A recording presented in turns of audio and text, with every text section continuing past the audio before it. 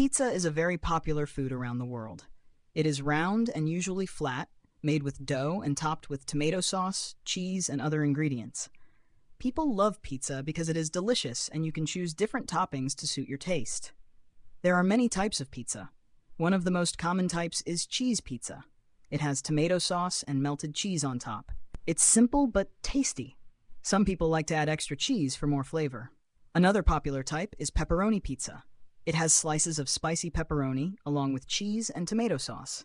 Pepperoni gives the pizza a nice kick of flavor.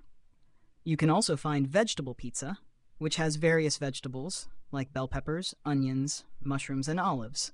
It's a good choice if you like lots of veggies on your pizza. For those who enjoy meat, there's Meat Lovers Pizza. It's loaded with different types of meat like sausage, bacon, ham, and sometimes even chicken or beef. It's very filling and satisfying. Pizza is usually baked in an oven until the crust is crispy and the cheese is melted and bubbly. Some people like thin crust pizza, which is crispy and light, while others prefer thick crust pizza, which is chewy and more filling.